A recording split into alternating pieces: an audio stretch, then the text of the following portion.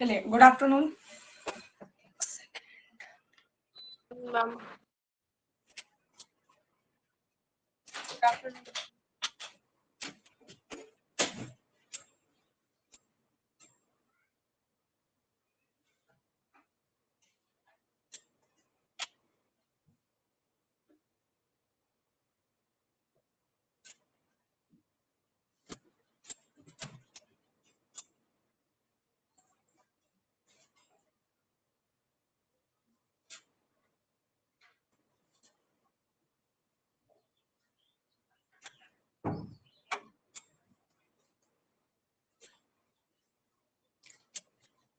निकाल लीजिएगा IPC. IPC निकाल लीजिएगा। चल भाई,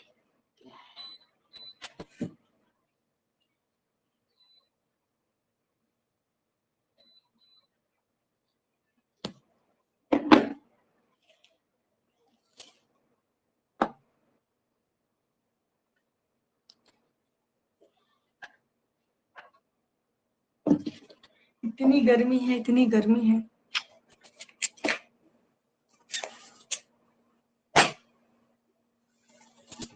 मैडम एसी तो ऑन कर लिए ना, काय की गर्मी। अरे एसी एसी ने ऐसे हाथ खड़े कर लिए हैं। मैं कुछ नहीं जानता। सब ठीक है, एसी लेके आए, उसके बाद कूलर भी लेके आए। ठीक, चलिए, क्योंकि हमारे घर में हमको सरद गर्म हुए पड़ा था, कमरे से बाहर निकले तो गर्मी, तो ट्रांजिशन घर में था। ठीक है, चलिए खैर ये सब छोड़िए, निकाल लीजिएगा आईपीसी। आज अपन कोशिश करेंगे कि जनरल एक्सेप्शन वाला पार्ट है, आज उसको खत्म कर देंगे, क्योंकि उससे क्वेश्चन बनेगा ही बनेगा। ठीक, थोड़ा सा एक्सटेंशन बता देती हूँ, कब लागू हुआ, कहाँ पर लागू होगा, कहाँ पर लागू नहीं होगा। ठीक, चलिए एक बेसिक सा ग्राफ सबसे पहले बना लीजिए क्लास की शुरुआत में ही, बिल्कुल जैसा अभी अपन ने रखा है पैटर्न। 4 दिन में सीपीसी कराया था, हालांकि वो 4 दिनों को बहुत समय लग गए थे। 4 दिन में आपकी सीआरपीसी, सेम वैसी 4 दिन में आपकी आईपीसी भी खत्म करोगे। ठीक, चलिए ये फ्राइडे, इसके बाद जो फ्राइडे आएगा उसको छोड़ करके जो नेक्स्ट फ्राइडे उसमें एग्जाम है। ठीक, तो ये फ्राइडे से अगले फ्राइडे तक रहेगी क्लास, उसके बाद कोई क्लास नहीं रहेगी। आप पढ़िए अपने तरीके से, जैसी आपकी इच्छा। चलिए, सबसे पहले कोई भी एक्ट आता है तो उसमें पूछा जाता है कि कितनी इसमें धाराएं हैं। तो टोटल सेक्शन है इसमें 511 और टोटल अध्याय है इसमें 23। ठीक, बहुत बेसिक सा क्वेश्चन है, आए तो सही होना चाहिए। ठीक है, चलिए, जब आईपीसी बना तो आईपीसी है कब का, 1860 का। तो जब बना होगा तो अनुमति किसने दी होगी, तो उस समय हमारे यहाँ एक पद चलता था वायसराय, गवर्नर जनरल जिसको बोलते थे। तो जिस समय आईपीसी बनी थी उस समय गवर्नर जनरल थे लॉर्ड कैनिन, तो उनका नाम लिख लीजिएगा।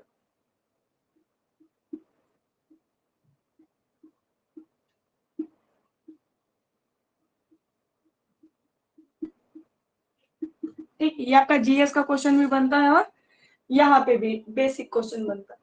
ठीक, चलिए फिर एक क्वेश्चन ये आता है कि आईपीसी का जो मसौदा है, यानी कि जो ड्राफ्ट है, वो तैयार किसने किया है। ड्राफ्ट बोलिए, मसौदा बोलिए, ठीक, जैसा भी आपकी इच्छा। ठीक, तो इसका ड्राफ्ट तैयार किसने किया, अगर क्वेश्चन में आए ऑप्शन में लिखा हो फर्स्ट लॉ कमीशन, तो ये इसका बेस्ट आंसर है, फर्स्ट लॉ कमीशन। ठीक, और सेकंड बेस्ट आंसर इसका कौन है, वो आदमी जिसने आईपीसी बनाई है, जो एक भी गलती नहीं करता, लॉर्ड मैकाले।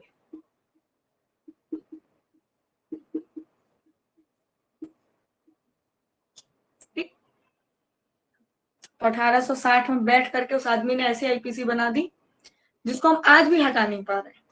ठीक है ना, और हटाएंगे तो पता नहीं क्या बना देंगे।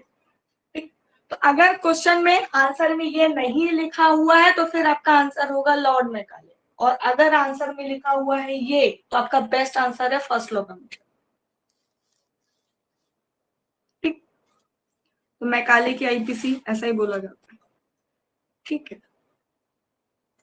चलिए अब कोई भी अधिनियम जब बना तो लागू कब हुआ? ये लागू हुआ 6 अक्टूबर को, सॉरी 6 अक्टूबर को बना था, 6 अक्टूबर 1860 को बना है। मैम 1 जनवरी 1860 लागू हाँ 1 हुआ। जनवरी को लागू हुआ है। 6 अक्टूबर 1860 को बना है।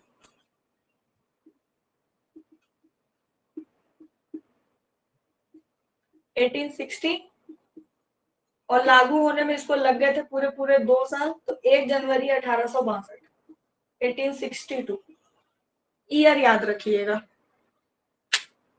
ठीक, बाकी सब तो ठीक है, लेकिन अधिनियम का नाम क्या चलता है? भारतीय दंड संहिता ही चलता है। ठीक, आईपीसी, और हम आईपीसी 1860 की ही बोलते हैं, लेकिन लागू हुआ था 1 जनवरी 1862 को। तो डेट थोड़ी सी याद रखिएगा, खास करके ईयर। हटा दूं?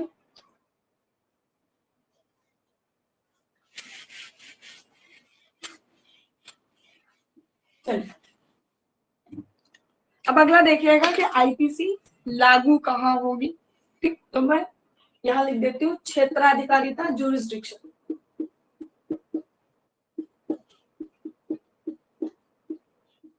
ठीक, कभी कभी इसका क्वेश्चन भी आता है, और थोड़ा सा प्रॉब्लम बेस्ड क्वेश्चन आता है, इलस्ट्रेशन बेस्ड आता है, तो उसको समझिएगा। ठीक है, उस क्वेश्चन को। ठीक, अब आईपीसी कहाँ लागू है, तो फिर बैठ करके पढ़ना 3 4 5 आराम से अपने घर पर। मैं बेसिक कॉन्सेप्ट बता देती हूँ। ठीक,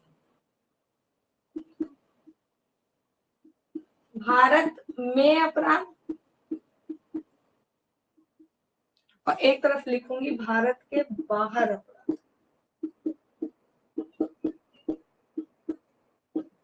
हालांकि जब मैंने सीआरपीसी में आपको जूरिसडिक्शन वाला पार्ट पढ़ाया है, तब भी इस चीज को मैंने बताया होगा, एक्सप्लेन किया होगा। ठीक, तो चलिए, अगर भारत में कोई अपराध हो रहा है, तो चाहे वो भारत का नागरिक करे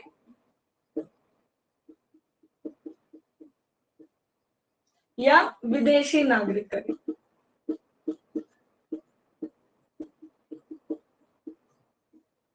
ठीक, आईपीसी हमेशा लागू होगी। इसको हम क्या बोलते हैं? Territorial jurisdiction. लिख लीजिएगा, इंग्लिश वाले लिखना हो तो टेरिटोरियल जुरिस्डिक्शन। आप भारत में हैं, भारत के भीतर अपराध करेंगे, चाहे भारत के नागरिक हो चाहे भारत के नागरिक ना हो, आपके ऊपर आईपीसी हमेशा लागू होगी। भारत के बाहर अपराध की दशा में क्या है?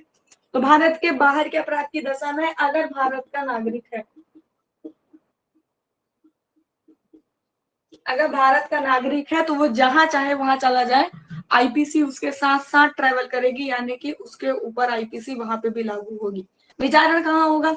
तो सीआरपीसी में हमने इसके संबंध में पढ़ा है कि जैसे ही वो भारत आएगा और जहां कहीं पे भी पाया जाएगा, वहां पे उसकी क्षेत्राधिकारिता बन जाएगी। ठीक, ये सीआरपीसी का कॉन्सेप्ट है। चलिए, भारत के बाहर अपराध हो रहा है, तो इसमें एक चीज लिखिएगा, अगर भारत में रजिस्टर्ड पोत या विमान में अपराध हुआ है,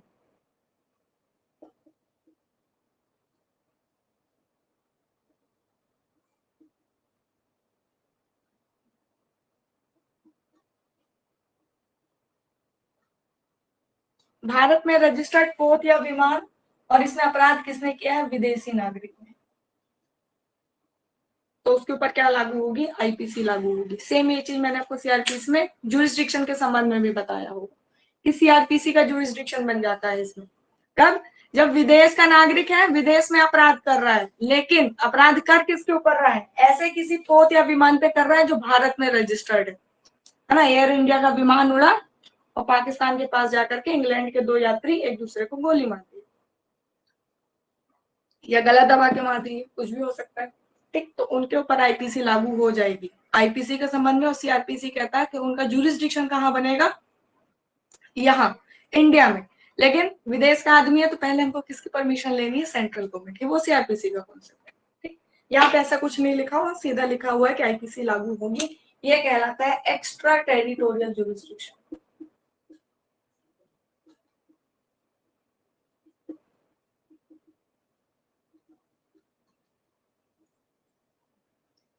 ठीक, चलिए विदेश में क्या भारत का नागरिक ऐसा अपराध कर रहा है जो वहां पर अपराध नहीं है, लेकिन आईपीसी में परिभाषित अपराध है, तो आईपीसी लागू होगी कि नहीं? बिल्कुल लागू होगी। ठीक, भले कोई चीज वहां पर अपराध ना हो, लेकिन आईपीसी के अनुरूप भारत में दंडनीय है और आप वो अपराध जाकर के इंग्लैंड में करते हैं, तो जैसे ही भारत वापस आएंगे आईपीसी के अधीन आप दंडनीय किए जाएंगे। हटा दूं? इसको अच्छे से समझना, खास करके ये विदेशी नागरिक वाला।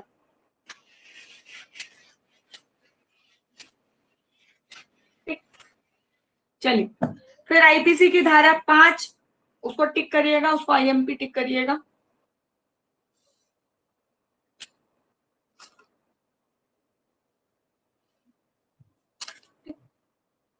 चलिए उस पर सीधे लिखा होगा कि कुछ विधियों पर इसका प्रभाव नहीं पड़ेगा, तो सारी की सारी विधियां नौसेना, जल सेना, थल सेना इससे संबंधित होंगी। ठीक, तो धारा 5 कहती है आईपीसी की कि वो आर्मी वालों को लागू नहीं होगी।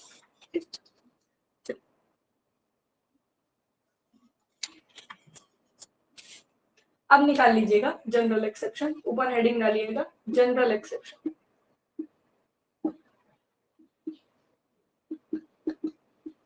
जनरल एक्सेप्शन हिंदी में इसको बोलते हैं साधारण अपवाद। सबसे ज्यादा क्वेश्चन आने की संभावना इसी से रहती है। ऐसा हो ही नहीं सकता कि आईपीसी से सवाल आए और जनरल एक्सेप्शन से सवाल ना हो। ठीक है, तो इसको थोड़ा अच्छे से पढ़ के जाना, अच्छा कॉन्सेप्ट है, इजी सा बिल्कुल ही। ठीक, चलिए अब इसके संबंध में एक है हमारी धारा 6। धारा 6 जनरल एक्सेप्शन का ओरिजिन कह सकते हैं हम। धारा 6 कहती है कि जितनी भी धाराएं अभी आप आगे जाकर के पढ़ेंगे इस अधिनियम के अंतर्गत, सब की सब धाराएं अध्याय 4 के अधीन होंगी।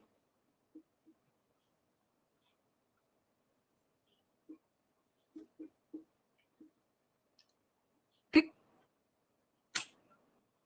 चलिए यही लिखा है ना, कुछ और तो नहीं लिखा? यही है मैडम, यही लिखा है। ठीक, चलिए जनरल एक्सेप्शन अब निकाल लीजिएगा। General exception section 76।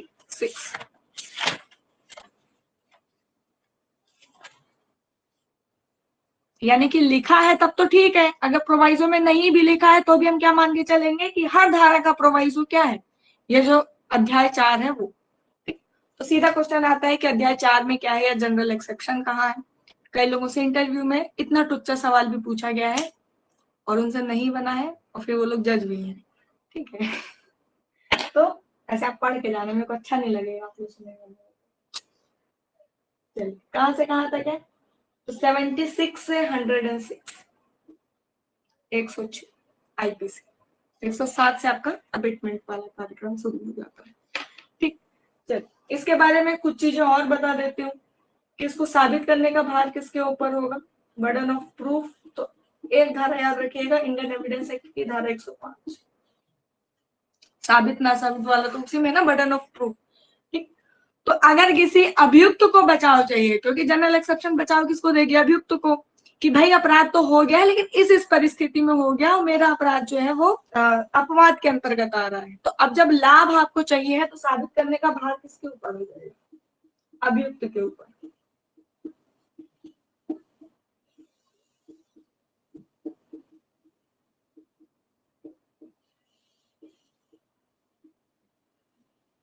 ठीक, क्योंकि फायदा भी किसको मिलने वाला है? अभियुक्त को ही। ठीक,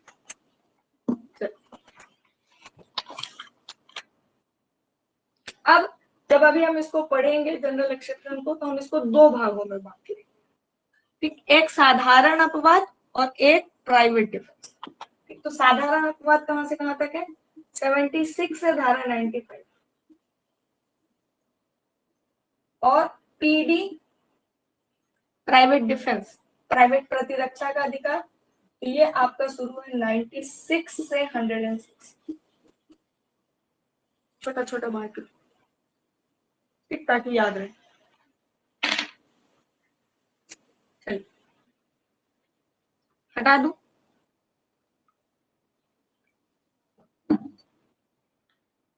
अगर पेपर में बचाव का सिद्धांत का है तो बचाव का सिद्धांत भी यही है आपका।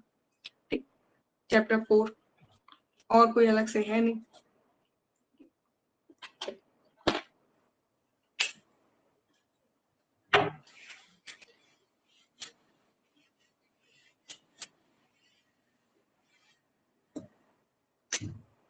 अब एक चीज है जो आप फर्स्ट ईयर से पढ़ते आए होंगे कि कौन सी भूल क्षम्य होती है, तथ्य की भूल, है ना। विधि की भूल कभी भी कोई भी क्षम्य नहीं होती। और कोर्ट ये मान के चलता है कि आप इंडिया में हो, इंडिया घूमने आए हो, आपको इंडिया के सारे लॉस की जानकारी भले हो चाहे ना हो। ठीक, क्यों? क्योंकि विधि की भूल अपने आप में क्षम्य नहीं है, तो ऊपर लिखिएगा तथ्य की भूल, मिस्टेक ऑफ फैक्ट।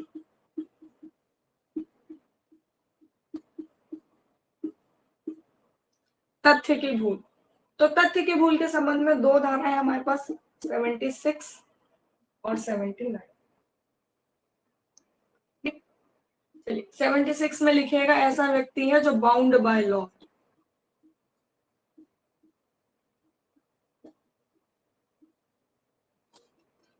विधि द्वारा आबद्ध, हिंदी वाले लिखिएगा विधि द्वारा आबद्ध। और मैं एक एग्जांपल में यहाँ पे लिख देती हूँ, पुलिस ऑफिसर। ठीक, और इसमें एक थ्योरी है रिस्पोंडेंट सुपीरियर थ्योरी।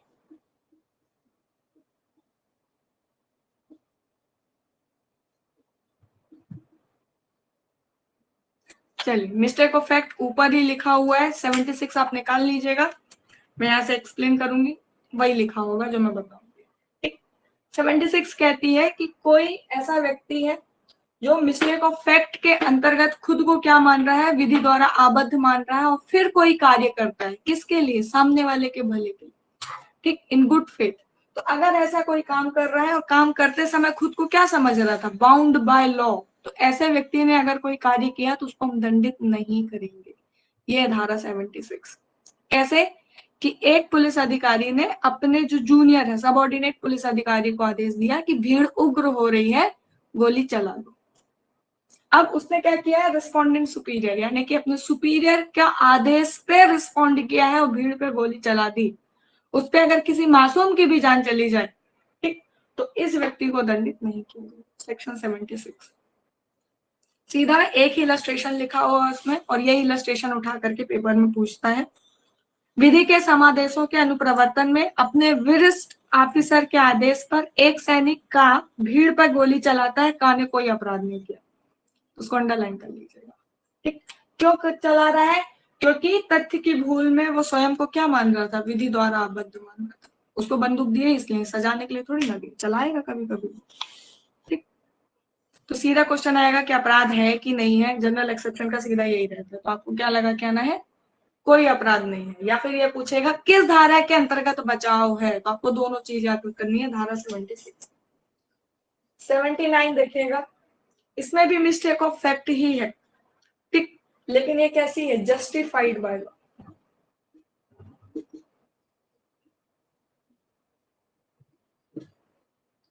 हिंदी वाले लिखिएगा विधि द्वारा न्यायानुमत। और क्या, क्यों कर रहा है ऐसा कार्य, इन good faith.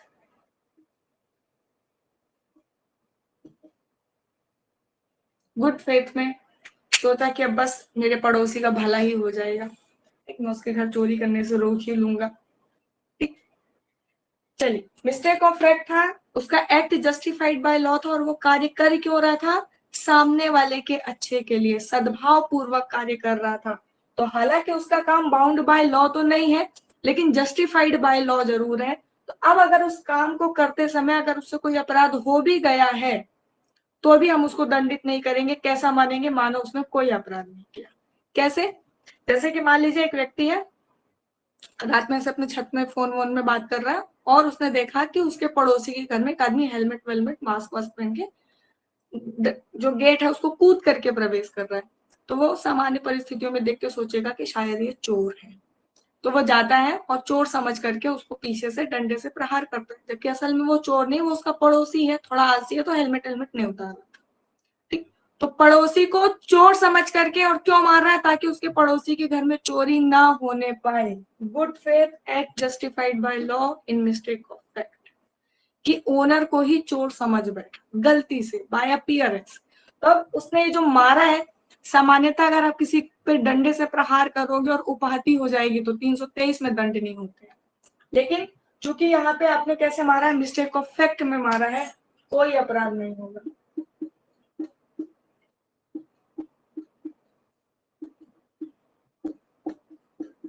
Bound by law है तो 76, जस्टिफाइड बाय लॉ है तो 79।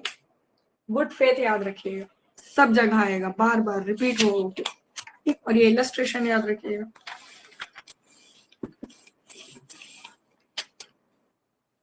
चलिए हटा दो। एक क्वेश्चन और है जो बहुत आता है, वो ये आता है कि an act done in pursuant of judgment, किसी निर्णय या किसी आदेश के पालन में किया गया कोई कार्य अपराध नहीं होगा, किस धारा के अंतर्गत? ठीक, तो धारा निकाल लीजिएगा 78, अपनी कॉपी में लिखिएगा 78 और लिखिएगा निर्णय या आदेश के अनुसरण में किया गया कार्य।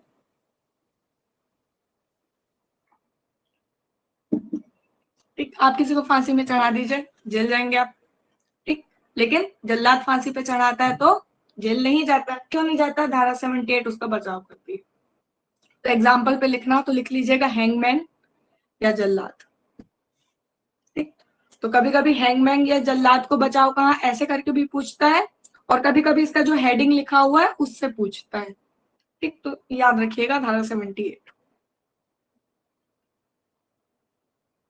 चलिए 77, मजिस्ट्रेट को छूट है।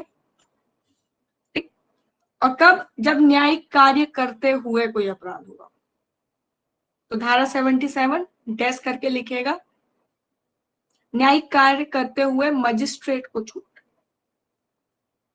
ठीक, तो 76 के साथ 79 पढ़ाया। 78 इन परसुएंट ऑफ ऑर्डर और जजमेंट, डैश करके जल्लाद, और 77 जज साहब को ही छूट है। ठीक, चलिए अब देखिएगा एक्सीडेंट, धारा 80 सेक्शन 80। तो एक्सीडेंट होता क्या है? तो दो चीजें हैं धारा 80 के अंतर्गत, एक है एक्सीडेंट जिसको हम बोलते हैं दुर्घटना, और एक है मिसफॉर्च्यून जिसको हम बोलते हैं दुर्भाग्य।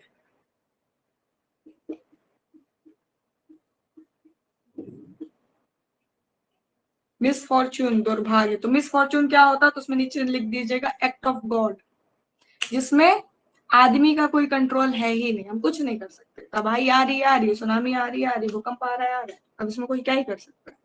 ठीक, 100 लोग गुजर गए, कुछ नहीं हुआ, जैसे आप गुजरे ऊपर से बर्फ की सिल्ली गिरी, आप मर गए। अब ये क्या है? ये दुर्भाग्य।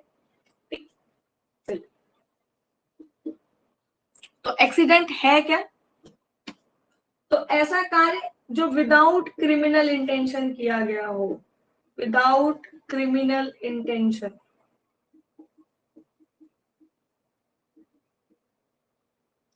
with lawful means and manner, lawful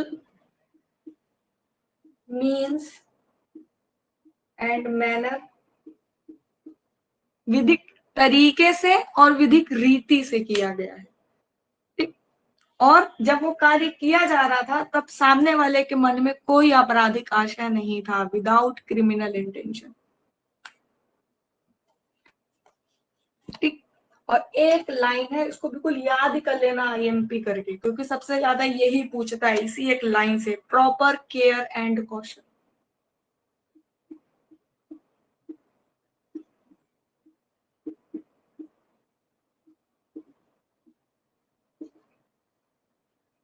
उचित सावधानी, उचित सावधानी, प्रॉपर केयर एंड कॉशन।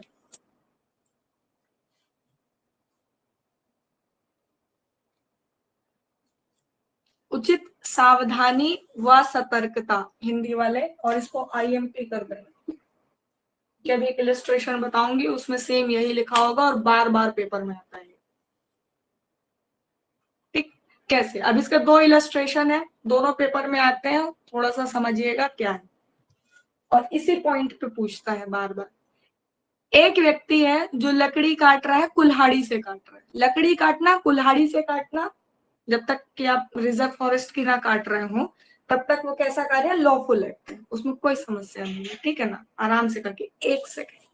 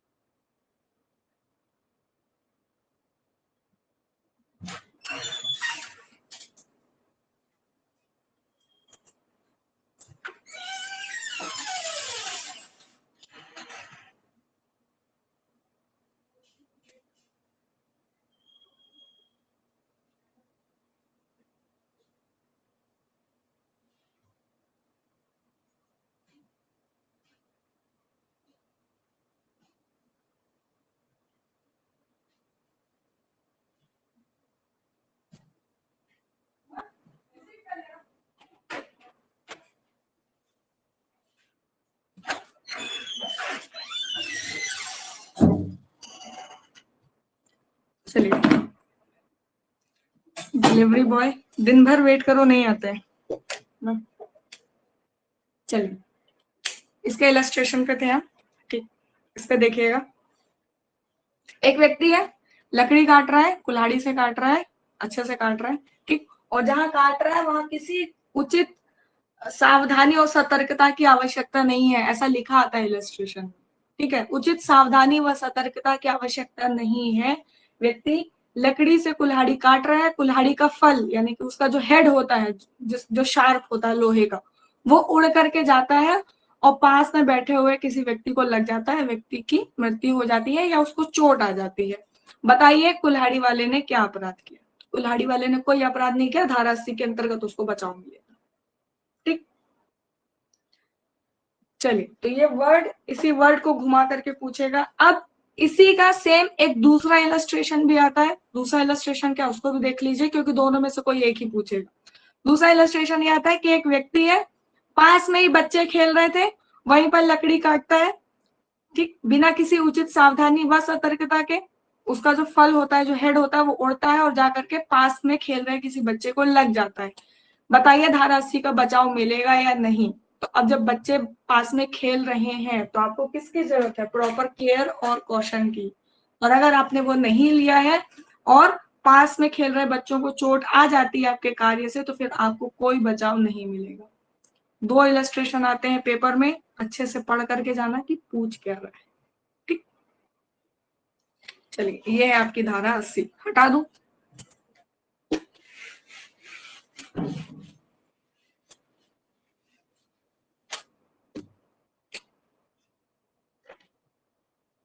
अगली धारा देखिएगा, धारा 81, थ्योरी ऑफ नेसेसिटी।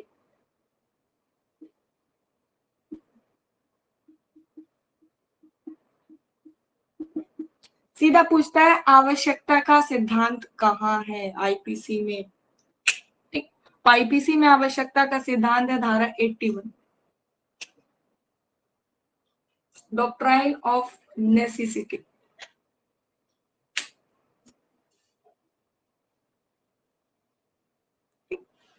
चलिए, इस पे एक चीज और लिखिएगा,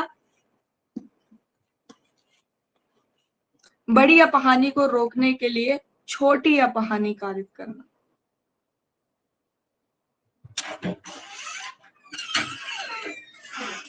बड़ी अपहानि को रोकने के लिए छोटी अपहानि कारित करना।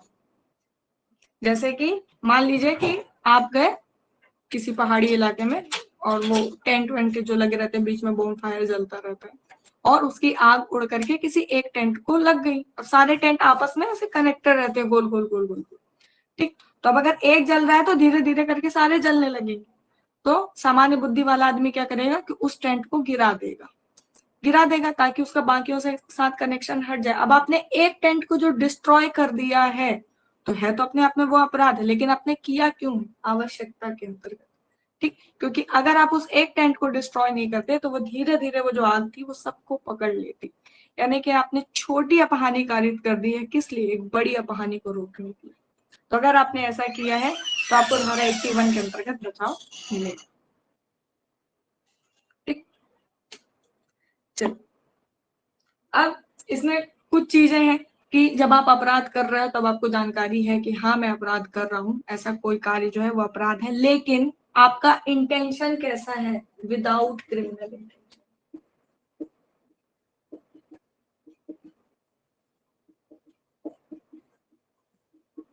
चलिए, अब इस धारा में दो चीजें हैं जो फेमस हैं। वो एक पहला है इसका हेडिंग कि आवश्यकता का सिद्धांत का, धारा 81, और दूसरा इसमें है दो केस। एक केस का नाम लिखिएगा आर बनाम डडली स्टीफन।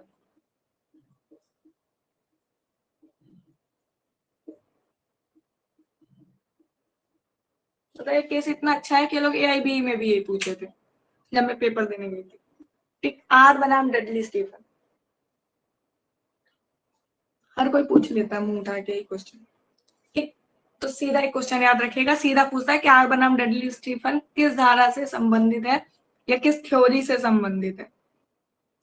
ठीक, चलिए इसमें कुछ सिद्धांत प्रतिपादित किए गए थे, उनको लिख लीजिएगा। पहला ये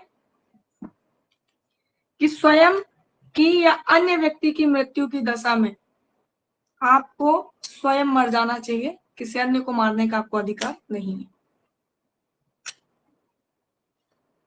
ठीक, तो इसमें क्या हुआ है, कुछ लोग थे जहाज में ट्रेवल कर रहे, जहाज पानी वाला जहाज रास्ता भूल गया, खाने की चीजें खत्म हो गई, 40 लोग थे, बाकी के 39 लोगों ने मिलकर डिसाइड किया कि एक छोटा बच्चा है अपन उसको मार करके खा जाते हैं। ठीक, इसके माँ बाप के तो ऐसे और भी बच्चे हैं और इसकी शादी वादी भी नहीं हुई है अभी। ठीक, तो वो लोग क्या करते हैं, उसको मार करके पका करके खा जाते हैं। जब कोर्ट पहुंचते हैं तो कोर्ट को क्या बोलते हैं कि अगर एक नहीं मरता तो 39 मर जाते। तो छोटी अपहानी कारित कर दी बड़ी अपहानी को रोकने के लिए। ठीक, तो कोर्ट ने कहा कि जब खुद की मृत्यु और सामने वाले की मृत्यु में कॉम्प्रोमाइज करना हो तो खुद मर जाना, किसी और को मारने का अधिकार आपको धारा 81 नहीं देती। ठीक, अभी जब मैं 106 पढ़ाऊंगी तो बिल्कुल ऐसे पलट ही जाऊंगी।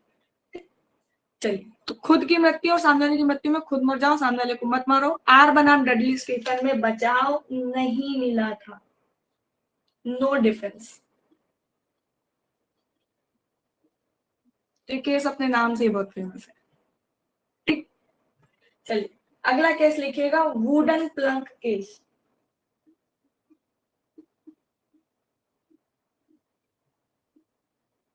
वुडन प्लंक केस, तो हालांकि ये तो बहुत कम ही बार पूछा है, यही सबसे ज्यादा बार पूछता है।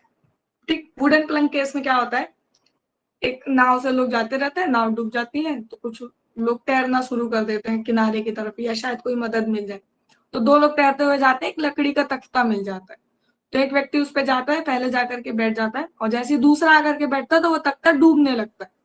तो खुद को बचाने के लिए उसको ऐसे मार देता है, तो वो थोड़ा दूर जाता है, थोड़ी देर तैरने के बाद वो डूब करके मर जाता है। तो इसमें बचाव दिया गया था।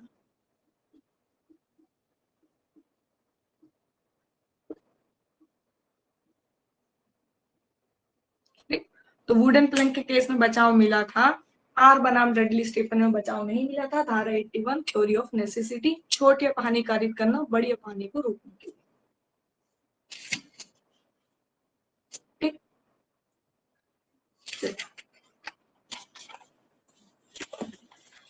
हटा दू।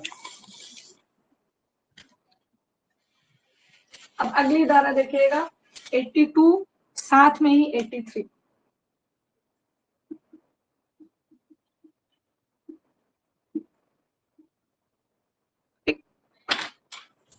82 में लिखिएगा डॉली इनकपेक्स।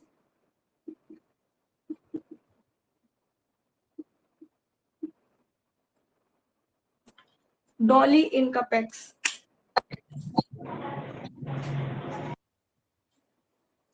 ठीक, चलिए धारा 82, ये जैसा लिखा है बिल्कुल वैसा ही लिखना, एक एक स्पेलिंग सहित।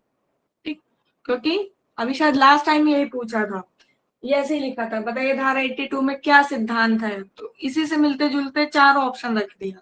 ठीक, तो फिर आपको एक एक स्पेलिंग चेक करनी पड़ेगी, और हिंदी इंग्लिश दोनों में यही पूछा था। हिंदी में इसका ट्रांसलेशन है ना समझ गुड़िया, ना समझ गुड़िया का सिद्धांत, डॉली इनकपेक्स। तो कौन है भाई डॉली इनकपेक्स?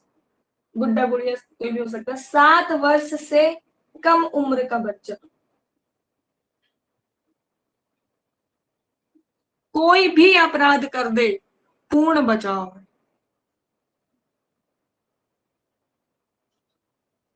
कोई भी कार्य अपराध नहीं।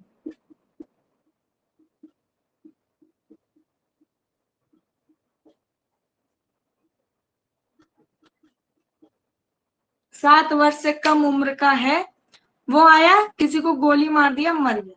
ठीक, तो आपको कोर्ट जाके कितना ही बात साबित करनी है, केवल इतनी कि सर सर्टिफिकेट देख लो, अभी वो 5 साल का है, क्या हुआ गोली मार दिया। ठीक, कोर्ट ऐसे देखेगा, अच्छा 5 साल का, ठीक है ले जाओ धारा 82, डॉल इनकपेक्स। ठीक, कैसा बचाव है? एब्सोल्यूट, पूर्ण डिफेंस है। ठीक, चल अब ये 83, 83 में भी बचाव है लेकिन सीमित बचाव।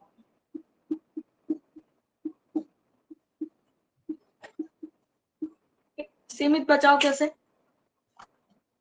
तो 82 में लिखा होगा 7 वर्ष से अधिक किंतु 12 वर्ष से कम।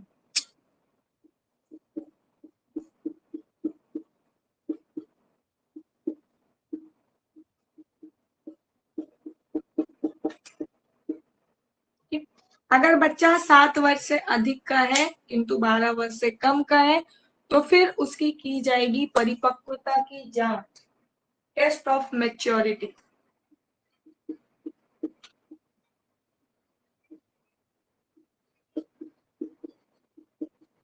कोर्ट करेगा उसकी परिपक्वता की जांच।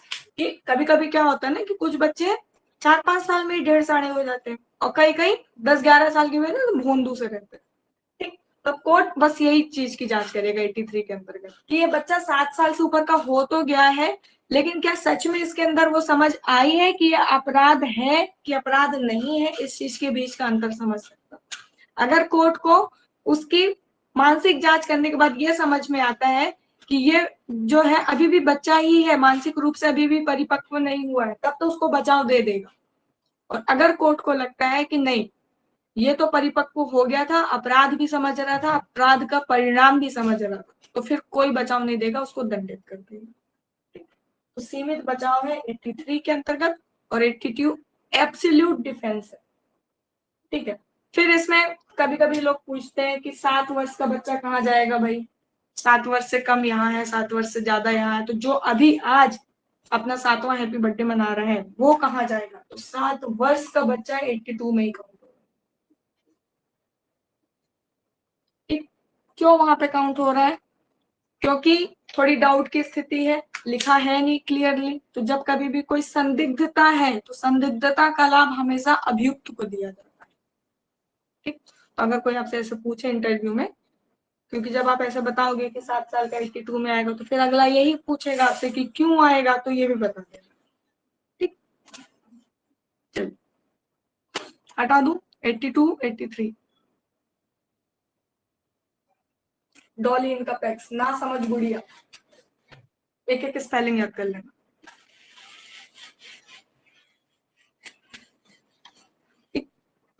चल,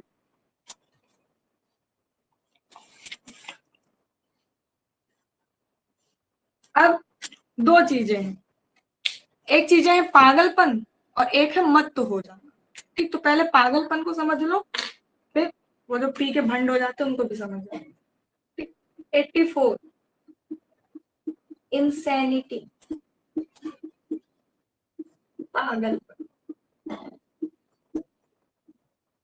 और भी बहुत सारे नाम है इसके, तो आपस में समझ लीजिएगा क्या पूछ रहे हैं। ठीक, अब सीधा एक सवाल ये है कि आईपीसी के अंतर्गत कैसी इंसैनिटी को बचाव है? तो केवल विधिक इंसैनिटी को, लीगल इंसैनिटी का ही बचाव है।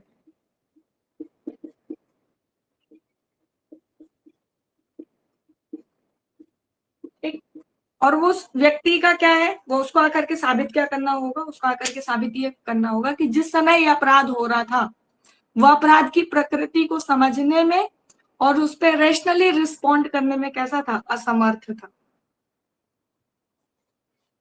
ठीक, तो सीधा लिखिएगा अपराध करते समय, है ना, पहले था बाद में था ये सब नहीं पता। अपराध करते समय अपराध की प्रकृति और विधि के विरुद्ध होना, समझने में असमर्थ।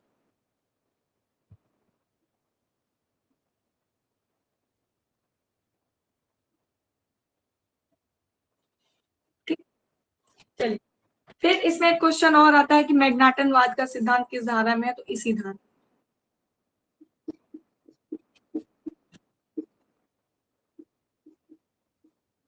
मैग्नाटनवाद, और मैग्नाटनवाद में क्या था, तो एक थ्योरी दी गई थी, इररिसिस्टिबल इम्पल्स, अप्रतिरोध्य आवेग।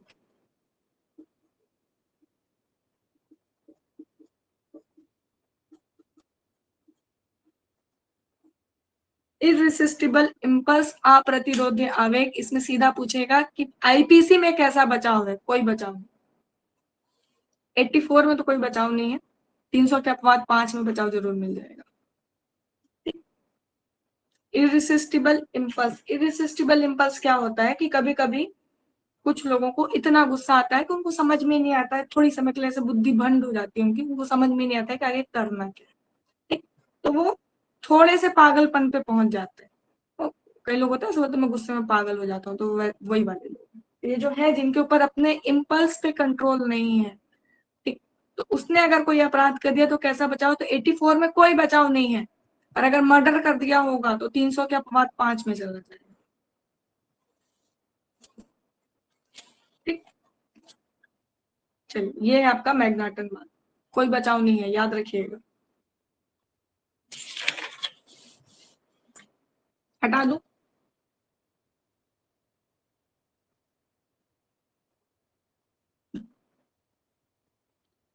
चलिए सीआरपीसी से इसको कनेक्ट करती हूँ मैं। आपका विचारण चल रहा है, विचारण चलते चलते आप इस बात को साबित कर देते हैं कि आप कौन है, आप में पागल, इंसैनिटी है, तो न्यायालय क्या करेगा?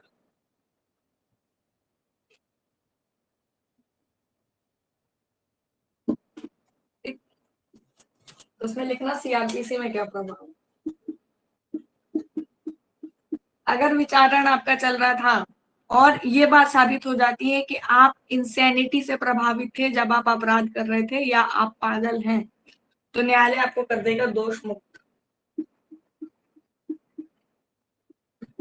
ठीक, आज पढ़ाऊंगी ये वाला भाग, केवल यही बच गया था, और थोड़ी बहुत चीजें और बच गई थी 310 311 वाली, तो उनको पढ़ा करके आज खत्म कर दूंगी। ठीक, रात में ही रखेंगे 10 बजे से। ये होता है उसका प्रभाव, दोष मुक्त कर दिया जाता है।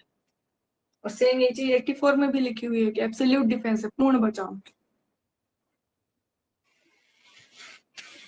ठीक, चलिए अब एक हो गया पागलपन, और एक आएगा इंटॉक्सिकेशन, मत्तता।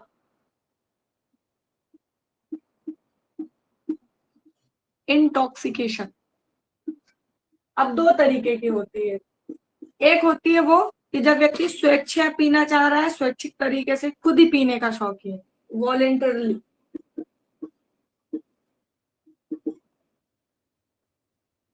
स्वेच्छा, और एक होता है नॉन वॉलेंटरी।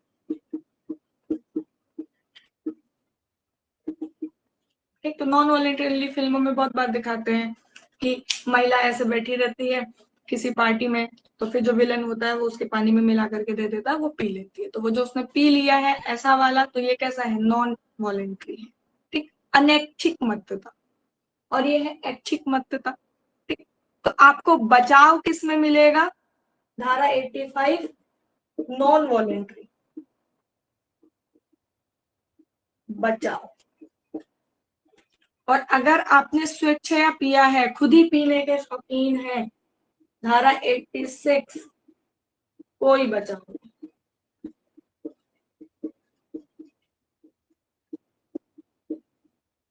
ठीक, तो सीधा क्वेश्चन आएगा कि कैसी मत्तता पे बचाव है, तो अनैच्छिक मत्तता पे बचाव है, धारा 85। और अगर मत्तता आपकी ऐच्छिक है, धारा 86, कोई बचाव नहीं।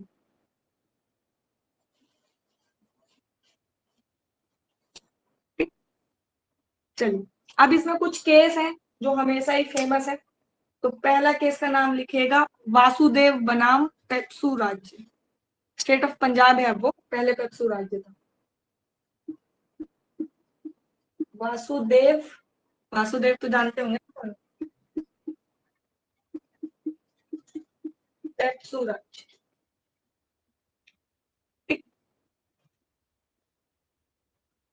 चलिए, इस केस में लिखिएगा कोई बचाव नहीं मिला था।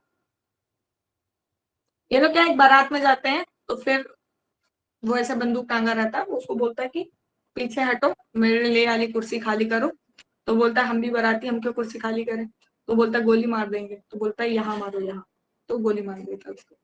ठीक, वासुदेव बनाम पेप्सुराज, कोई बचाव नहीं मिला था। अगला है डीपीपी बनाम बियर्स।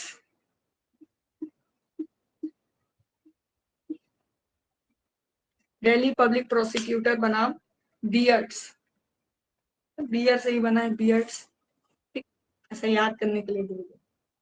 चलिए, इसमें भी कोई बचाव नहीं मिला, लिखिएगा नो डिफेंस।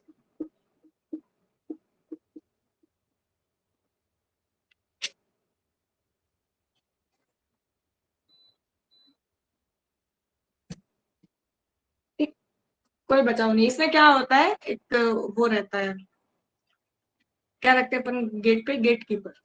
ठीक, गार्ड जिसको बोलते हैं। तो गार्ड रहता है, वो शराब के नशे में रहता है, एक महिला वहां से गुजरती है, तो उस पर उसकी नीयत खराब होती है, उसको पकड़ के ऐसे कोंटे पे ले जाता है, और वो चिल्ला ना पाए, चीखने ना पाए, ऐसा करके, खुद तो शराब के नशे में रहता है और सोचता है कि मैं उसका मुंह दबा रहा हूँ, लेकिन असल में क्या होता है, गले की कोई नस दब जाती है, उससे महिला की मृत्यु हो जाती है। ठीक, तो इसको जो है 85 का कोई बचाव नहीं दिया गया था। क्यों? क्योंकि उसने मत्तता कैसी कर रखी थी, ऐच्छिक मत्तता कर रखी थी।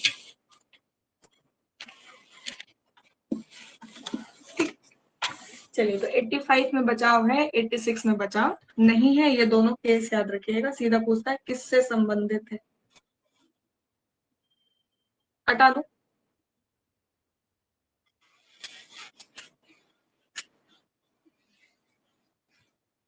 अब दो मैगजीन है, दोनों मैगजीन को पढ़ाऊंगी, थोड़ा अच्छे से देखना उसको। एक तरफ लिखना धारा 87 और एक तरफ लिखना धारा 95। ये लोग पास कुछ काम नहीं है, एक बार 87 का पूछते हैं, एक बार 95 का पूछते हैं। ठीक, चलिए, एक तरफ लिखिएगा 87 और एक तरफ लिखिएगा 95। 87 में लिखिएगा volenti non fit injuria.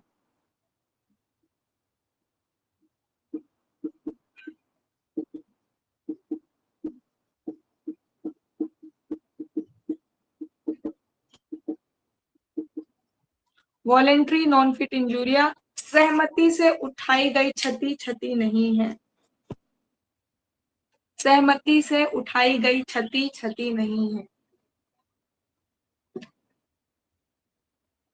Hindi वाले इसका ट्रांसलेशन भी लिख सकते हैं। और 95 में लिखिएगा डिमिनिमस नॉन क्यूरेटिव्स। सेक्शन 95 डिमिनिमस नॉन क्यूरेटिव्स लिख देते हैं। डिमिनिमस नॉन क्यूरेटिव्स। ठीक, तो देखो कोर्ट की अपनी इच्छा है, चाहेगा तो आपको ट्रांसलेशन दे देगा और नहीं चाहेगा तो कोई ट्रांसलेशन नहीं देगा, क्योंकि ये लैटिन भाषा है, इंग्लिश है नहीं कि इंग्लिश का हिंदी दे दे आप। ठीक, तो इसको आपको यही याद करना पड़ेगा, चाहे आपका माध्यम कुछ भी हो, हिंदी हो इंग्लिश हो कुछ भी। डिमिनिमस नॉन क्यूरेटिव्स के नीचे लिखिएगा विधि तुच्छ बातों पे ध्यान नहीं देती। विधि तुच्छ बातों पे ध्यान नहीं देती।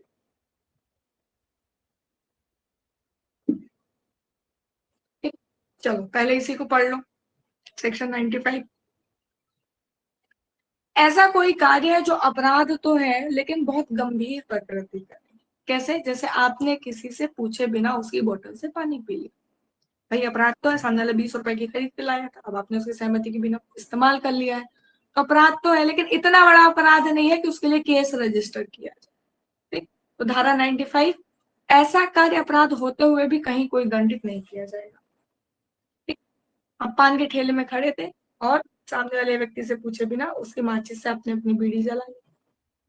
ठीक, तो अगर आपने ऐसा कर लिया है, हालांकि इस बात पे लड़ाई जरूर हो सकती है, लेकिन इस बात पे कोई अपराध रजिस्टर्ड नहीं हो सकता। क्यों? क्योंकि बहुत ही छोटी सी बात, धारा 95। ठीक, चलिए। लेकिन मैम इस बात पर हुई लड़ाई तो रजिस्टर्ड हो सकती ना। लड़ाई, हाँ लड़ाई हो जाएगी तो फिर लड़ाई तो रजिस्टर्ड होगी ना, मुंडा मुंडा फोड़ देंगे तो। ठीक, चलिए इधर देखिएगा धारा 87। ठीक, चलिए। वॉलेंट्री नॉन फिट इंजूरिया सहमति से उठाई गई क्षति क्षति नहीं है। अब इसमें कुछ चीजें हैं। पहला ये कि सहमति किसने दी है? जो 18 वर्ष से ऊपर का। अब मैं इसको थोड़ा नेगेटिव सेंस में लिख देती हूँ कि कब धारा 87 लागू नहीं होगी। ठीक है ना, याद रखना नेगेटिव सेंस में लिखा हुआ कि कब धारा 87 का बचाव नहीं मिलेगा। मैं यही लिख देती हूँ अपवाद, नहीं तो पता चले उल्टे ही पढ़ के चले कि जब आयु 18 वर्ष से कम है। 18 वर्ष से कम उम्र का बच्चा कोई भी सहमति दे दे, आपने उसके साथ अपराध कर दिया है, तो 87 का आपको बचाव नहीं मिलेगा। और सहमति आपने किस अपराध की दी है? मृत्यु या घोर उपद्रव।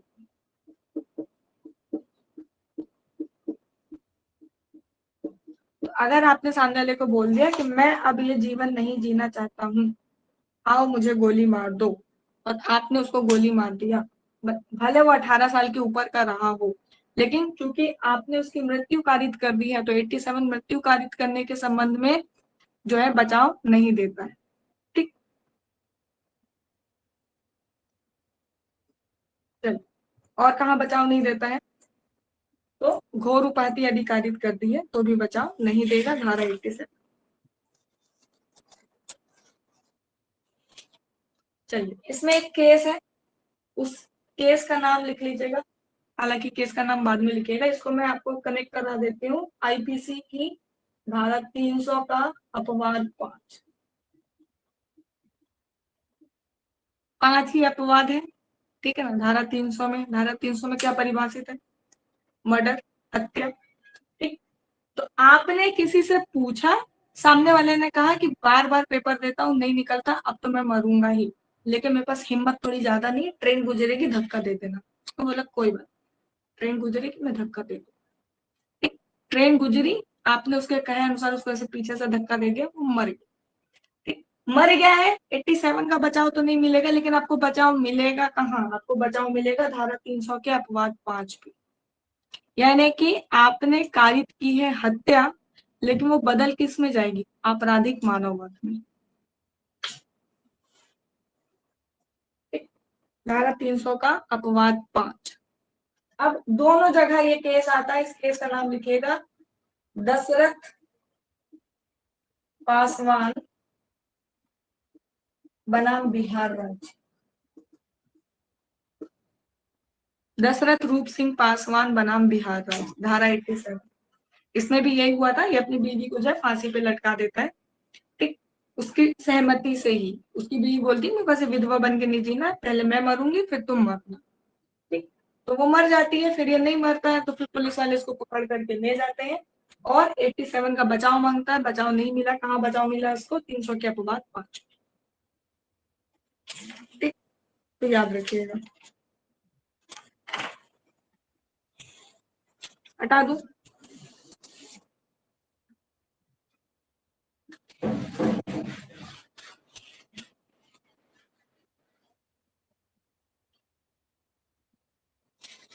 चलिए, 88 को टिक करिएगा, 88 लिखाऊंगी नहीं मैं, 88 को टिक करिएगा अपने बेरक में।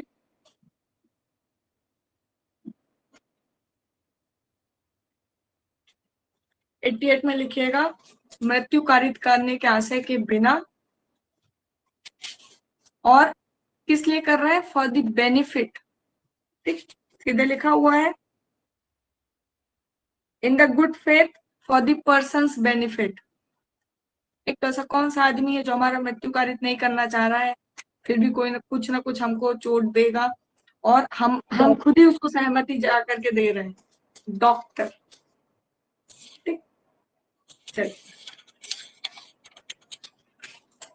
सीधा पूछेगा सर्जन को बचाओ किस धारा में, धारा 88।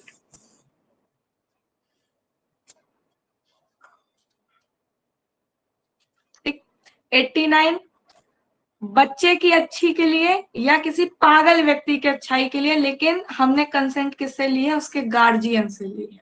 88 में हम खुद कंसेंट दे रहे हैं, 89 में हमारी तरफ से कोई अन्य व्यक्ति कंसेंट दे रहा है। ठीक,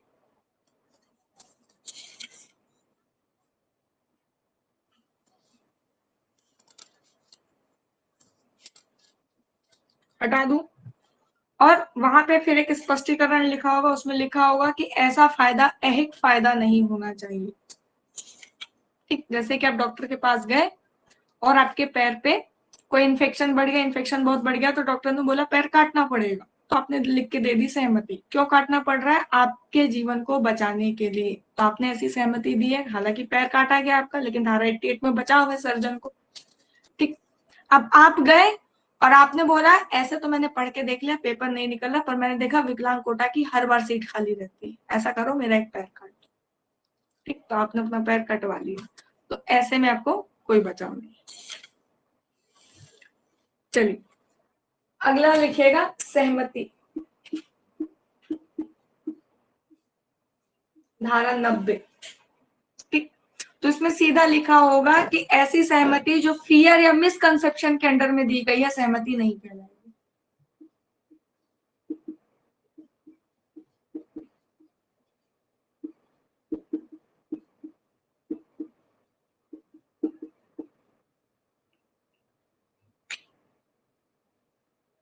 ठीक, भय, फियर को लिखेगा हिंदी वाले भय, और मिसकंसेप्शन को लिखेगा भ्रम। भय या भ्रम के अधीन अगर आपने सहमति दी है, तो ऐसी सहमति सहमति नहीं कहलाएगी धारा 90 के अंतर्गत।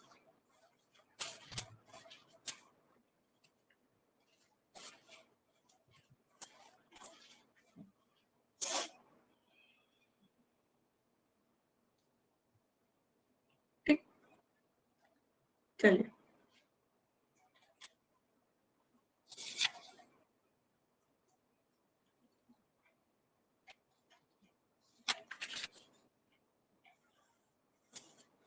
अब 88 हमने पढ़ा, 89 हमने पढ़ा, दोनों में क्या हो रहा था, हम पर्सन की अच्छी के लिए, for the benefit of the person, लेकिन उससे सहमति लेकर के कार्य कर रहे थे। ठीक, अगली धारा देखिएगा, धारा 92। बिना सहमति के, सहमति आपने लिया नहीं, या तो समय नहीं था या तो परिस्थितियां ऐसी थी। ठीक, सहमति के बिना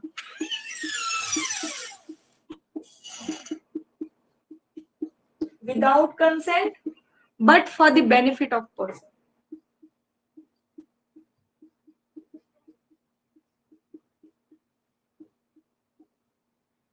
ठीक, without consent for the benefit of person, आपने कोई कार्य किया है और करने तो काम गए थे, वो कांड गया, यानी कि अपराध हो गया है, तो अब क्या होगा, तो अब आपको बचाव मिलेगा धारा 92 के अंतर्गत।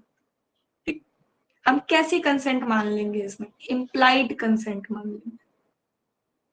इसका एक बी नंबर का इलस्ट्रेशन देखिएगा, उसको IMP टिक करिएगा। वही इलस्ट्रेशन हूबहू उठा करके लोग पेपर में पूछते हैं। क्या है वो इलस्ट्रेशन, कि एक बच्चा है, उसको मुंह पे एक टाइगर ने दबा करके रखा हुआ है, वहीं पास से एक व्यक्ति गुजरता है, उसके हाथ में बंदूक है, वो बच्चे को बचाने के आशय से गोली चलाता है, बाघ अपनी पोजीशन चेंज कर लेता है, यानी कि बैक से फ्रंट में आ जाता है और गोली जाकर के बच्चे को लग जाती है। पोस्टमार्टम रिपोर्ट आता है कि मृत्यु बच्चे की किस वजह से हुई है, गोली लगने की वजह से हुई है। हालांकि आपने इस कार्य को करते समय कोई सहमति किसी से ली नहीं है। अब आपको बचाव किस धारा में, धारा 92, बी नंबर का इलस्ट्रेशन है, एग्जैक्टली वही पूछेगा। ठीक, लास्ट में देखिएगा, का ने कोई अपराध नहीं किया है, उसको अंडरलाइन कर लीजिएगा। सहमति ले रहे थे 88 89, सहमति लेने का समय ही नहीं बचा 92। ठीक, चलिए 93 में टिक करिएगा, सद्भाव पूर्वक की गई संसूचना, communication made in good faith 93। ठीक, जब आप पुलिस वाले तो नहीं है, जब आप डॉक्टर के पास जाते होंगे तो आपको बहुत सारी जांचें लिख करके देता है, आपके सिम्टम पढ़ करके देख करके, और फिर जब आप अपनी रिपोर्ट ले समझने तो जाएंगे उसके पास। ठीक, अगर कोई बड़ी बीमारी रहती है तो ऐसे कहेगा घर से और कोई है उसको भी ले आओ। ठीक, फिर अब आप बोले नहीं नहीं मैं ही हूँ, मेरे को ही बताओ, मैं ही सब कुछ हूँ। ठीक, तो फिर वो आपको बता देगा कि जो है आपके दिल में ऐसे सब ब्लॉकेज हो गया है और अब आप जो है मरने वाले हो। और वो सुन करके वो दादा तुरंत ही मर गए। तो तुरंत ही मर गए शॉक लग करके। बचाव कहाँ है? धारा 93। सेम ये इलस्ट्रेशन लिखा होगा जो अभी मैंने आपको कहानी के रूप में बताई है। का एक शल्य चिकित्सक एक रोगी को सद्भाव पूर्वक संसूचित करता है कि उसकी राय में उसे ये अपराध हो, सॉरी ये बीमारी हो गई है। सुन करके वो तुरंत मर जाता है। बताइए कहाँ पे डिफरेंस है धारा 93। ठीक,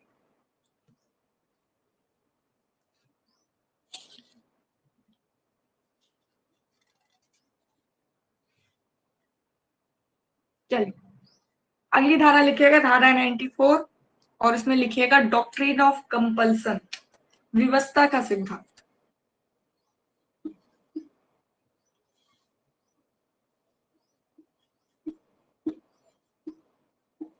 कंपल्सन, विवशता का सिद्धांत।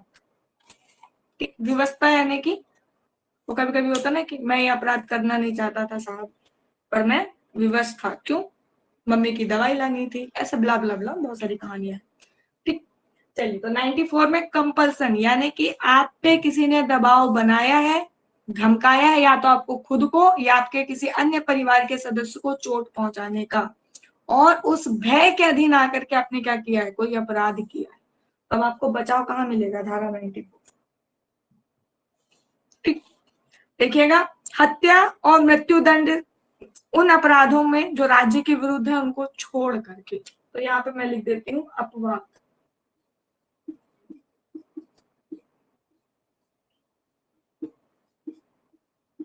हत्या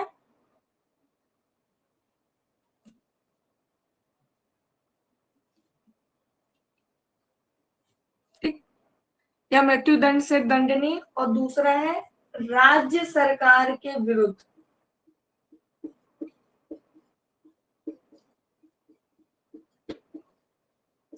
इनको छोड़ करके, ये दोनों अपवाद है, इनको छोड़ करके अन्य किसी अपराध को करने के लिए अगर आपको डराया या धमकाया गया है और फिर आपने वो अपराध किया है तो 94 आपको बचाव देगा।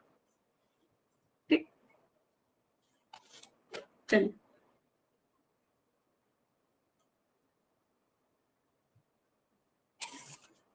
लेकिन अब इसका एक अपवाद और है। तो एक अपवाद कहाँ लिखा होगा? सबसे पहला परंतुक लिखा है, उसको देखिएगा। यह तब जबकि उसको कार्य करने वाला व्यक्ति अपनी ही इच्छा से या तत्काल मृत्यु से कम अपनी अपहति की युक्तियुक्त आशंका से अपने को उस स्थिति में ना डाला हो। ना डाला हो को अंडरलाइन कर लीजिए। कैसे? जैसे कि मान लीजिए इसका एक इलस्ट्रेशन आता है, सेम वही इलस्ट्रेशन मैं आपको बता देती हूँ। उसमें एक क्वेश्चन आता है कि एक डकैतों की टोली कहीं पर डकैती डालने जाती है और क्या करती है, उनका जो ताला तोड़ने वाला जो एक्सपर्ट रहा होगा उस दिन उसको कोविड हो गया था तो वो नहीं आ पाया। तो वो कहा करते हैं, सब पता लगाते हैं कि यहाँ आसपास कौन लोहार है, तो लोहार के घर जाते हैं और बोलते हैं कि हमारे साथ चलो, नहीं तो अभी हम तुम्हारे बीवी बच्चे सबको मार देंगे। तत्काल मृत्यु का भय दे रहे हैं। तो वो चला जाता है, जाकर के उनके लिए जो है ताला वाला तोड़ देता है। तो अब उसने ये जो ताला वाला तोड़ दिया है तो उसको बचाव कहाँ है? धारा 94 में। ठीक, क्यों? क्योंकि उसको या तो स्वयं को या तो परिवार के अन्य सदस्य को तत्काल मृत्यु का भय था। 94 में बचाओ। लेकिन अपवाद, मान लो वो खुद खुशी खुशी जा करके डकैतों की टोली में शामिल हो गया कि मैं एक अच्छा ड्राइवर हूं, मैं ड्राइवरी करूंगा, आप लोग जो है बाकी सारे अपराधों को अंजाम देते रहिएगा। ठीक, सेम वही स्टोरी। उनका जो ताला तोड़ता था उसको कोविड हो गया, वो नहीं आ पाया। फिर इन्हें तो पता लगा कि ये भी ताला तोड़ सकता है। अब वो ज्वाइनिंग किसके लिए किया था? ड्राइवरी के लिए। अब उसको बोल रहे हैं ताला तोड़ा, बोले नहीं नहीं मैं तो ताला नहीं तोड़ूंगा, सॉरी सॉरी सॉरी। फिर बोले ताला तोड़ो नहीं तो तुम्हारे घर के सब लोगों को मार देंगे। अब अगर मृत्यु का भय मिल भी रहा है तो आपको 94 का कोई बचाव नहीं मिलेगा। क्यों? क्योंकि आप इस स्थिति में स्वयं ही खुद को डालें। ठीक। और दूसरा, राज्य सरकार के विरुद्ध अगर अपराध है। ठीक है ना? चलिए हटा दूं तो थोड़ा सा ध्यान रखना, हत्या, राज्य सरकार, और खुद ही उस सिचुएशन में वॉलेंट्री ना जा बसा हो। 94 बड़ी छुपी हुई सी धारा है, याद ही नहीं रहती। ठीक। ओह, अभी तो बहुत टाइम है। अगला देखिएगा, राइट टू प्राइवेट डिफेंस। एक सेकेंड।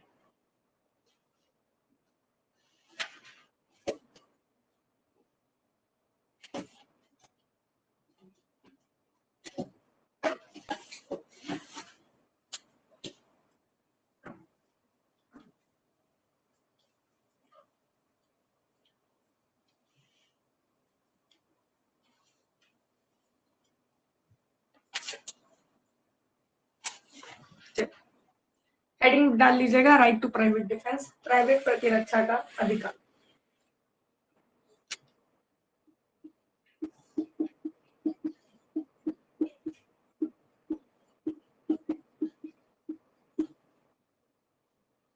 नाइन्टी सिक्स से 106।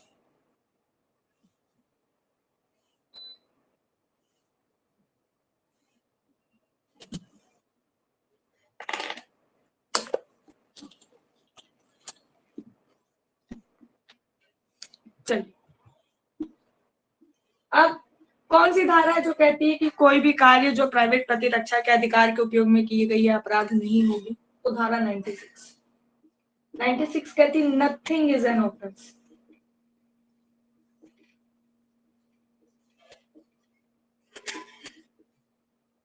कोई भी कार्य अपराध नहीं है जो प्राइवेट प्रतिरक्षा में किया गया हो। धारा 96। ठीक। चलिए, अब प्राइवेट प्रतिरक्षा का अधिकार आपको किसके लिए मिला हुआ? तो स्वयं के लिए भी मिला हो, अन्य व्यक्ति के लिए भी मिला हुआ है। स्वयं की संपत्ति के लिए भी मिला हुआ है, अन्य व्यक्ति की संपत्ति के लिए भी मिला हुआ है। कौन सी धारा कहती है? धारा 97। ठीक। राइट टू प्राइवेट डिफेंस किसके लिए मिला हुआ है? सेल्फ, गाड़ी स्टार्ट करने वाला सेल्फ नहीं, सेल्फ यानी स्वयं। ठीक। और अदर, अन्य व्यक्ति। ठीक। तो अन्य व्यक्ति के लिए भी, यानी कि पर्सन के लिए भी, और प्रॉपर्टी के लिए भी। सेम ये चीज यहाँ पे भी लिख लीजिएगा। अन्य व्यक्ति, चाहे शरीर के विरुद्ध अपराध हो रहा हो, चाहे संपत्ति के विरुद्ध अपराध हो रहा हो, दोनों स्थिति में आपको क्या है? राइट टू प्राइवेट डिफेंस मिला हुआ है। यानी कि आपके सामने कोई किसी को ऐसे मार रहा है, ठीक, तो फिर आप क्या करिए? ऐसे बीच बचाव करिए और जाकर के सामने वाले व्यक्ति को या तो मारिए या तो धक्का दीजिए। ठीक, यानी कि उसको उस सिचुएशन से आप बचा सकते हैं। किस धारा के अंतर्गत? धारा 97 के अंतर्गत। ठीक। चलिए, ये जो प्रॉपर्टी वर्ड लिखा हुआ है, इसके नीचे कुछ अपराध हैं और केवल वही अपराध है जिनमें बचाव है, तो ये प्रॉपर्टी थोड़ा सा याद रखिए। ठीक। सबसे पहला, थेफ्ट, चोरी, रॉबरी, मिसचीफ,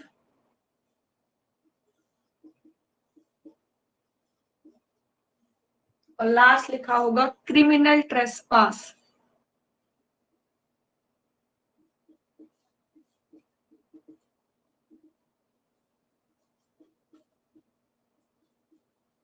टीआरएनसी। ठीक, तो जब मेरे को याद करना था तो मैंने ऐसे याद कर लिया था, टीआरएनसी के नाम से। थेफ्ट, रॉबरी, मिसचीफ और क्रिमिनल ट्रेसपास। ठीक, अभी इसके बाद आगे हाउस ट्रेसपास भी पढ़ा।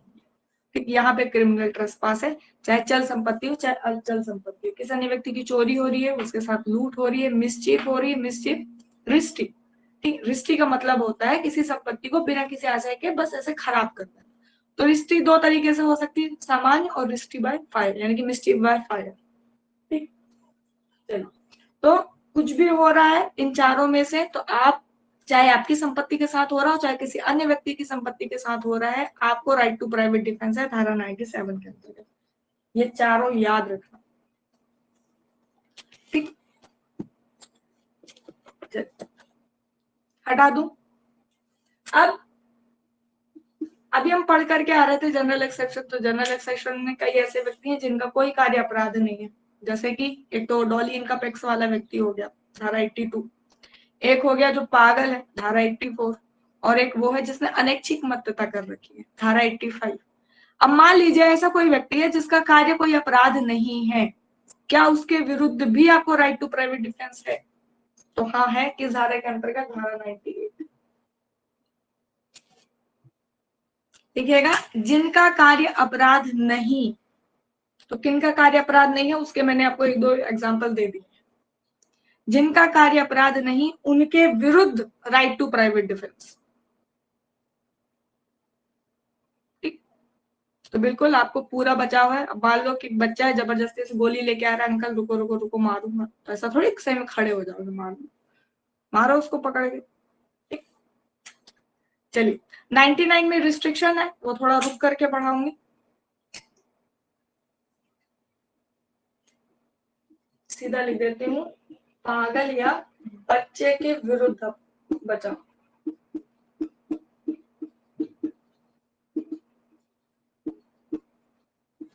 ठीक, चलिए हटा दूं। अब राइट टू प्राइवेट डिफेंस में आपको कितना अधिकार होता है, क्या क्या कर सकते हैं आप राइट टू प्राइवेट डिफेंस में? कि पुलिस वाले की मदद मिलने तक, अपराध से खुद को बचाने के लिए उसको मारिए पीटिए, छुप जाइए कहीं जाकर के, ठीक। लेकिन सामान्य स्थितियों में आप मृत्यु कारित नहीं कर सकते, ठीक है ना। लेकिन ऊपर लिखिएगा मृत्यु कारित करने का अधिकार, कि कब राइट टू प्राइवेट डिफेंस के अंतर्गत आपको किसी व्यक्ति की मृत्यु कारित करने का अधिकार प्राप्त हो जाएगा, ठीक। तो उसके संबंध में दो धाराएं हैं, अपने हेडिंग से ही आती हैं, एक है धारा 100 और एक है धारा 103। मैंने ऊपर ही लिख दिया है कब राइट टू प्राइवेट डिफेंस में मृत्यु कारित करने का अधिकार है। अभी 106 भी पढ़ाऊंगी पर उसको भी थोड़ा रोक रही हूँ, ठीक। चलिए धारा 100 में लिखिएगा जब शरीर के विरुद्ध अपराध,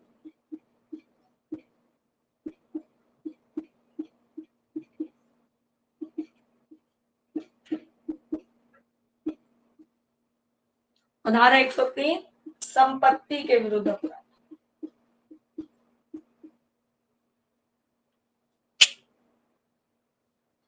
ठीक। चलिए अब कोई व्यक्ति आया और उसका कृत्य देख करके आपको आशंका हो गई, वर्ड याद रखिएगा आशंका, इंग्लिश वाले एप्रीहेंशन, आशंका है आपको किस चीज की? या तो मृत्यु की, या तो घोर उपहति की, या तो अम्ल द्वारा घोर उपहति की, तीनों चीज लिखिएगा। मृत्यु, घोर उपहति, अम्ल द्वारा घोर उपहति, ग्रीवियस हर्ट बाय एसिड, और ये 2013 में जोड़ा गया, शुरू से नहीं था, ठीक। तो अगर आपको ऐसी आशंका है तो आप सामने वाले व्यक्ति को गोली मारिए, पास में पड़ा हो पत्थर तो उसके सर पे मारिए, और यदि उसका परिणाम मृत्यु भी हो जाएगा तो भी आपको पूरा बचाव मिलेगा धारा 100 के अंतर्गत, ठीक। आशंका किस चीज की? मृत्यु, घोर उपहति और ग्रीवियस हर्ट बाय एसिड,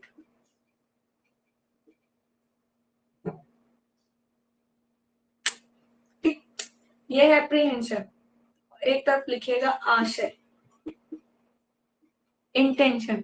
यदि आपको सामने वाले व्यक्ति की या तो कृत्यों से या वो जो शब्दों का उच्चारण कर रहा है उनको सुन करके समझ में ये आ रहा है कि सामने वाले व्यक्ति का आशय निम्न अपराध को करने का है। अब कौन कौन से निम्न अपराध है? तो सबसे पहला अपराध है रेप,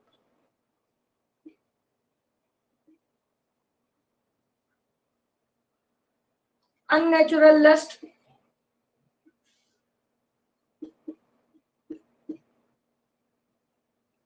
थ्री 377 में परिभाषित था, अब अनकॉन्स्टिट्यूशनल हो गया, ठीक, अनकॉन्स्टिट्यूशनल अपराध हुआ, ऐसा नहीं कि बस नेचुरल लस्ट कोई करने आएगा तो आप जो है राइट टू प्राइवेट डिफेंस नहीं इस्तेमाल कर पाएंगे, बिल्कुल कर पाएंगे। ठीक, किडनैपिंग, किडनैपिंग बहुत बड़ा अपराध, एंड अबडक्शन, अपहरण व व्यपहरण, और लास्ट लिखिएगा रॉन्गफुल कन्फाइनमेंट।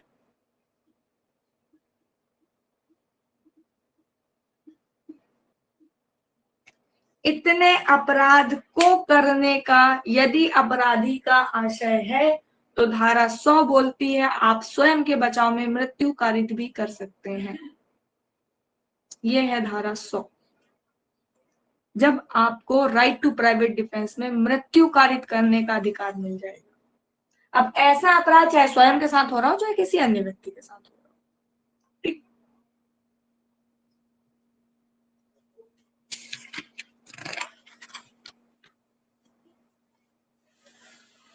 चलिए अब जहां पे किडनैपिंग और अबडक्शन लिखा हुआ है वहां पे केस का नाम लिखिएगा, विश्वनाथ बनाम स्टेट ऑफ यूपी। सारे लीडिंग जजमेंट वही कहेंगे, विश्वनाथ बनाम यूपी। काशी विश्वनाथ को विश्वनाथ बोलते हैं ना, ठीक, वो भी यूपी में ही है। चलिए अब इसमें क्वेश्चन आया कि मान लीजिए पति ही अपनी पत्नी का क्या कर रहा है, अबडक्शन कर रहा है, क्योंकि किडनैपिंग तो होगी नहीं, वो बच्चों की होती है, अबडक्शन कर रहा है, तो क्या उसी का परिवार का अन्य कोई सदस्य उसके बचाव में किसी अन्य की मृत्यु कारित कर सकता है? तो बिल्कुल इसमें यही हुआ था। इसमें क्या होता है, जीजा जी आते हैं ससुराल यानी कि मायके लड़की के, और किसी बात पे बहस हो जाती है तो वो लड़की को बोलते हैं चलो मेरे साथ, अब तुम 1 मिनट भी अपन यहाँ नहीं रुकेंगे। लड़की बोलती है कि मैं नहीं जाऊंगी। ठीक, फिर विश्वनाथ को गुस्सा आ जाता है, उसके बाल पकड़ के उसको खींचते हुए बाहर ले आता है, वहीं पे उसका भाई बैठा रहता है, कुल्हाड़ी से उसको मार देता है, वो मर जाता है। ठीक, धारा 100 का पूरा बचाव दिया गया। ठीक, और इस केस में ये बात भी की गई कि पति पत्नी का अपहरण कर सकता है, तो ये आपको किडनैपिंग में भी इंपॉर्टेंट है और यहाँ पे भी इंपॉर्टेंट है। ठीक, चलिए अब चूंकि केस डिस्कस कर ही रहे हैं तो एक लाइन से 1-2 केस और हैं, उनको भी देख लीजिए। ठीक, ये मैं हटा दूं।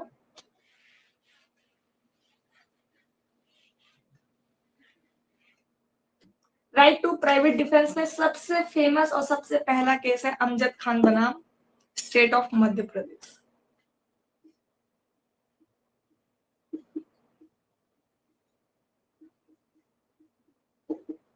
अमजद खान बनाम MP state of Madhya Pradesh. ठीक, इस केस में बहुत सारी बातें आई। सबसे पहला आया वो आया रूल ऑफ गोल्डन स्केल, स्वर्ण तराजू का नियम, और ये किस धारा के अधीन पढ़ा जाता है, धारा 19।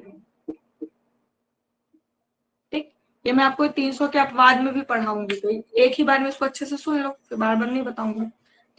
धारा 99, इसमें हुआ क्या कि कटनी में, कटनी क्षेत्र का है ये, मेरे क्षेत्र का, तो कटनी क्षेत्र में क्या हुआ कि मुसलमानों और सिंधियों के बीच कोई ऐसे आपसी तनाव जो है वो बढ़ गया होगा। तो जो अमजद खान था, इनकी साइकिल की दुकान थी, 3rd फ्लोर पे अपनी फैमिली के साथ और अपने भाई की फैमिली के साथ जो है वहां पर एक जगह इकट्ठे हो जाते हैं, और सारी भीड़ जो रहती है उग्र होकर के इनके घर में प्रवेश करने लगती है मारने के लिए। ठीक, तो जब ग्राउंड फ्लोर का जैसे ही ताला टूटता है तो वैसे ही अमजद खान आता है और बंदूक जो है भरी हुई है भीड़ की तरफ चलाता है, उसमें से किसी की मृत्यु हो जाती है, मर जाता है। अब इसमें बोला गया एप्रीहेंशन ऑफ कॉजिंग डेथ, अभी हमने पढ़ के आए धारा 100 के अंतर्गत।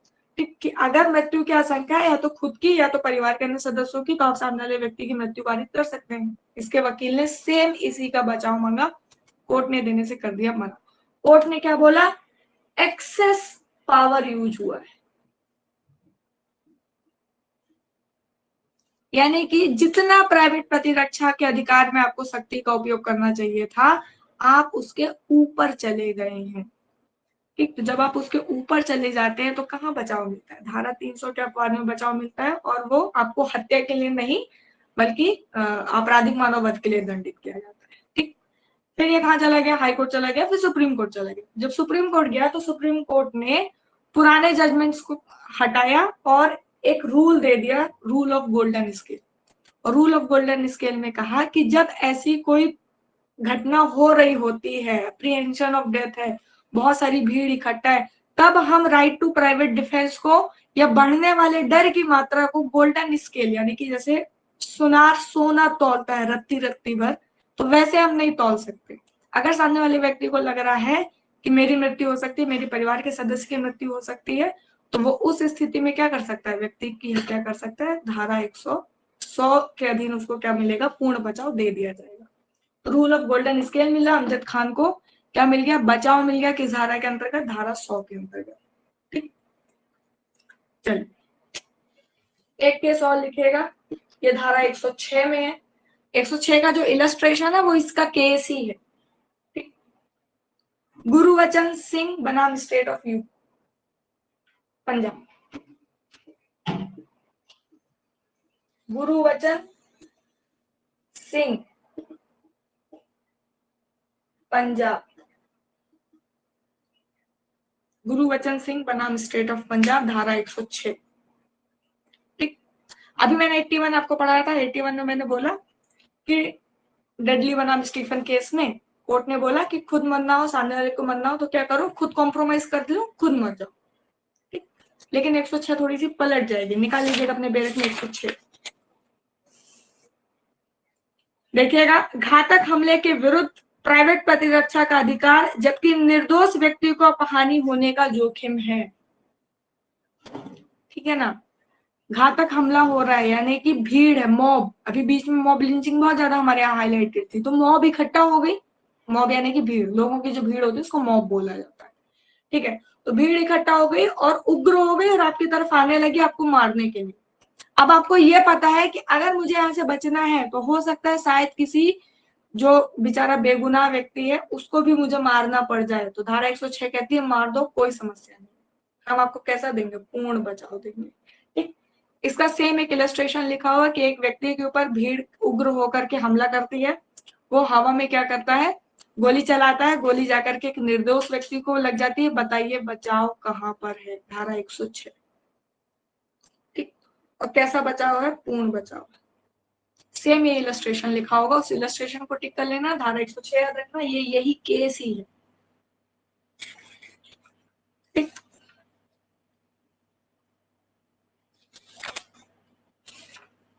चलिए 103 अभी बोर्ड में लिखूंगी तो बहुत लंबी धारा हो जाएगी, तो आप उसको अपनी बैरक में ही टिक कर लीजिएगा कि कब आपको संपत्ति के विरुद्ध अपराध की दशा में मृत्यु कारित करने का अधिकार मिल जाएगा। तो पहला लिखा होगा लूट हो रही है आपके यहाँ, रॉबरी। दूसरा लिखा होगा रात्रोग्रह भेदन, रात में आपके घर में कोई प्रवेश कर रहा है, गोली मार दो। ऐसे मारना नहीं, मतलब बता रही हूँ।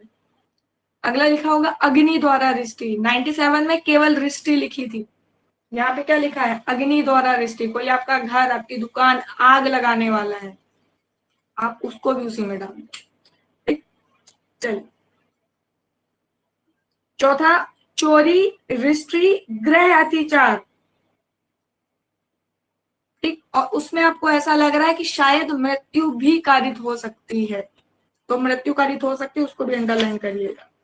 अगर इतनी चीजें हैं तो धारा 103 कहती है कि आप सामने वाले व्यक्ति की हत्या कारित कर दीजिए, आपको कैसा मिलेगा? पूर्ण बचाव मिलेगा। ठीक, चलिए फिर 105 बात करती है कि कब राइट टू प्राइवेट डिफेंस का अधिकार शुरू होता है। तो जैसे आपको खतरा महसूस होना शुरू हो, एप्रीहेंशन ऑफ डेंजर जैसे ही शुरू हो, और जब तक एप्रीहेंशन ऑफ डेंजर बना हुआ है तब तक आपका राइट टू प्राइवेट डिफेंस बना हुआ है। ठीक, और एक परिस्थिति क्या है? जब तक आपको पुलिस अधिकारी की सहायता प्राप्त ना हो जाए। जैसे आपको पुलिस अधिकारी की सहायता प्राप्त हो गई वैसे ही आपका राइट टू प्राइवेट डिफेंस समाप्त। ठीक, जैसे कि आपके घर में लूट हो रही थी तो आप पकड़िए लुटेरे को और मारते रहिए, और कब तक मारिए? जब तक पुलिस वाला ना जाए। जैसे पुलिस वाला है छोड़ दीजिए, क्योंकि अब आपका राइट टू प्राइवेट डिफेंस समाप्त हो चुका है। ठीक, चलिए, ये था आपका right to private defence. Actually ये था आपका पूरा चैप्टर 4। ठीक, कोशिश करना कि एक एक धारा याद हो जाए, क्योंकि इसकी एक एक धारा ही आपको याद करनी है, और खास करके इसका एक एक इलस्ट्रेशन पढ़ लेना, कोई इलस्ट्रेशन छोड़ना मत। चलिए, कल ऑफेंसेस अगेंस्ट प्रॉपर्टी करा दूंगी, और हो सकेगा तो ऑफेंसेस अगेंस्ट बॉडी भी करवा दूंगी। तो एक बहुत बड़ा पोर्शन जो है हमारा वो फर्स्ट सेकंड 2 क्लासों में हमारा खत्म हो जाएगा। ठीक, सीआरपीसी रखूंगी आज 10 बजे खत्म कराने के उद्देश्य। MPLRC हाँ यार, एलआरसी करवानी है।